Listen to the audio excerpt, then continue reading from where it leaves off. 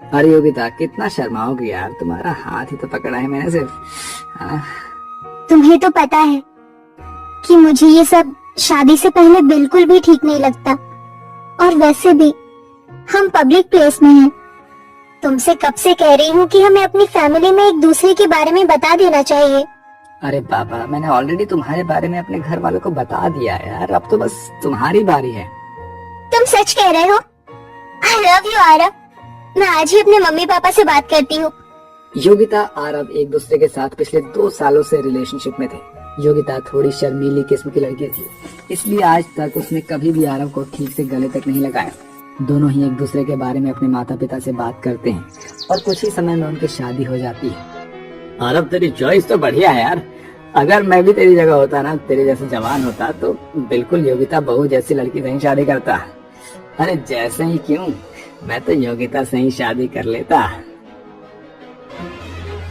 अपने गृह प्रवेश पर अपने ससुर के मुंह से ऐसी बात सुनकर योगिता को काफी अजीब महसूस होने लगता है, लेकिन वो इस बात पर ज्यादा ध्यान नहीं देते।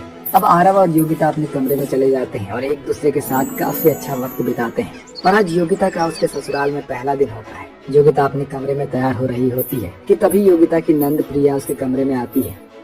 ओ भाभी, इस रेड साड़ी में तो काफी सुंदर लग रही हो। आपको पता है ना कि भैया का फेवरेट कलर रेड है। कहीं वो आपको इस साड़ी में देखकर दोबारा से सुहागरात मनाने के मूड में ना आ जाए। वैसे कैसी रही आपकी फर्स्ट नाइट? प्रिया, ये सब तुम कैसी बातें कर रही हो? मैं तुम्हारी भाभी हूँ, कोई सहेली तो नहीं। भाभी, ये तो बस नॉर्मल है। बताइए ना, क्या क्या किया आपने रात में? आने वाले कुछ समय में मेरी भी शादी हो जाएगी। आपके अपनी नंद को टिप्स नहीं देंगी? भगवान, ये कैसी ठरकी नंद मिली है मुझे। भला अपनी भाभी से कोई इस तरह बेशर्मी से बात करता है क्या? दरअसल योगिता के ससुराल वाले थोड़े आजाद ख्याल वाले होते हैं, या यूं कहें कि थोड़े ठरकी किस्म के लोग होते हैं। घर में बहू आ जाने के बावजूद भी उन लोगों में जरा भी समझ नहीं थी। बच्चे तो बच्चे, घर के बड़े भी कुछ इसी किस्म के थे। आज तो कुछ ज्यादा ही काम था घर में। एक काम करती हूँ, थोड़ी देर आराम कर लेती हूँ। घर का सारा काम खत्म करके योगिता अपने कमरे में आराम कर रही होती है कि तभी योगिता का देवर दिनेश बिना अपनी भाभी के कमरे का दरवाजा खटखटाए उसके कमरे में आ जाता है, जिसे देखकर योगिता अचानक से हिचकिचाते हुए घबरा कर उठती है। अरे दिनेश, तुम ऐसे अचानक कमरे में कैसे चले आए? तुम्हें दरवाजा खटखटा कर आना चाहिए था ना। भाभी, मैं कोई पराया मर्द थोड़ी ना हूँ, आपका देवर हूँ भाई। है? और देवर तो भाई के समान होता है ना। वो तो मैं आपसे कहने आया था कि शाम को मेरे कुछ दोस्त आ रहे हैं, तो आप ना उनके लिए कुछ स्नैक्स वगैरह तैयार कर दीजिएगा। अपने ससुराल वालों की ऐसी हरकत योगिता को बिल्कुल भी पसंद नहीं आ रही होती है। ऐसे ही एक दिन, योगिता बहू, अब तो तुम्हारी शादी को काफी समय हो गया है, तो कब दादा दादी बना रही हो हमें? माँ जी, सामने ससुर जी बैठे हैं और आप उनके सामने ऐसी बातें कर रही हैं। तो क्या हुआ बहू, वैसे भी अमरावती बहू की माँ बनने की उम्र थोड़ी ना है, अभी तो उन्हें एंजॉय करना है। वैसे तुम एक दूसरे के साथ अच्छा वक्त बिता पाते हो ना। मेरा मतलब तुम्हारे बगल वाला कमरा ही हमारा है।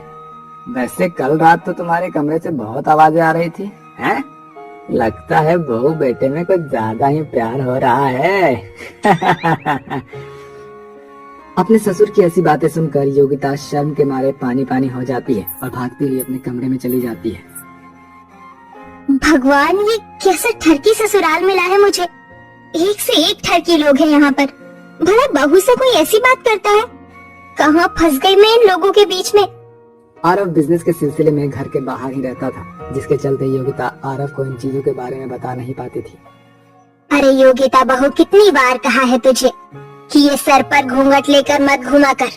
हम मॉडर्न लोग हैं और हमारे यहाँ घूंघट वाली प्रथा नहीं है। हाँ हाँ, होगी भी क्यों। मॉडर्न के साथ साथ ये लोग ठरकी भी जो है। माँ जी, वो मुझे घूंघट में ही सही लगता है। बिना घूंघट के मुझे काफी अजीब लगेगा।